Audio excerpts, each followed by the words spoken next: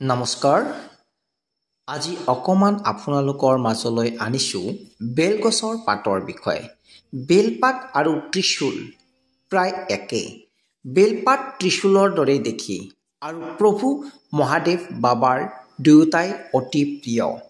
তিনিটা পাতৰ গোট বাবে ভগৱান শিৱ শংকৰ বাবাৰ তিনি চকু বুলিও কয় আৰু কিছু লোকে ত্ৰিদেৱ বুলিও কয়, অৰ্থাৎ তিনি দেৱ ব্ৰহ্মা, বিষ্ণু আৰু মহাদেৱ।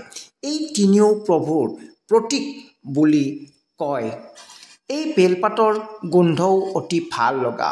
কিছুমান পূজা বেলপাত অবিহনে কৰিব নোৱাৰি, আনকি আহুতি দিবও নোৱাৰি।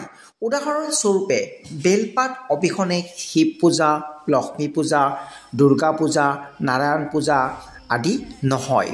শিৱলিংগত সদায় অধঃমুখে এটাকৈ বেলপাত দিলে নাৰীৰ বৈধব্য দোষ খণ্ডন হয় বুলিও কয় শাস্ত্ৰ মতে। বেলপাতৰ ধাৰ্মিক গুণ থকাৰ লগতে আয়ুৰ্বেদিক গুণো আছে। ইয়াৰ আয়ুৰ্বেদিক গুণ হৈছে যেনে ধৰা বেলপাত পাচন ক্ৰিয়াত যথেষ্ট সহায় কৰে। চৰ্দি বা উশাহ সম্পৰ্কীয় কিছু ৰোগতো বেলপাত অতি ভাল। কিছু বিধিমতে বেলপাতৰ মৌৰ লগত মিহলাই খালে জ্বৰ ভাল পোৱাত সহায় কৰে বুলিও কয়।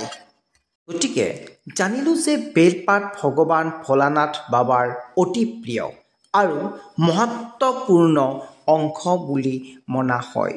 যেনেকৈ তিনিও গোটৰ পাতক ব্ৰহ্মা, বিষ্ণু আৰু মহেশ্বৰ বুলি কয়, ঠিক তেনেদৰে সতৌ, ৰজৌ আৰু তমোগুণ বুলিও কয়। ভোলানাথ বাবাক বেলপাত অৰ্পণ কৰিলে সুখ, সমৃদ্ধি আৰু বহু জন্মৰ পাপো খণ্ডন হোৱা বুলি কয়।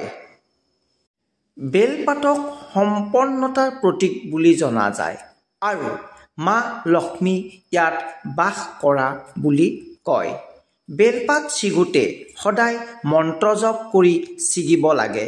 মন্ত্ৰটি হৈছে ঔম অমৃতোদৌ শ্ৰী বিক্ষঃ মহাদেৱ প্ৰিয়া সদাঃ গৃহামি তৱ পত্ৰাণি শিৱ পূজাৰ্থ মাৰ্দাতম।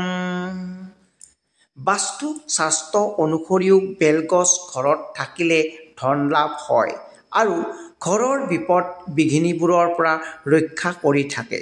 শেষত এনেকুৱা ভিডিঅ' চাই থাকিবৰ বাবে চেনেলটো ছাবস্ক্ৰাইব কৰি ল'ব আৰু ভাল লাগিলে লাইক আৰু শ্বেয়াৰ কৰিবলৈ নাপাহৰিব। শেষত আপোনাৰ অনাগত দিনবোৰ শুভ হওক তাৰেই কামনাৰে ওম নমঃ শিৱায়।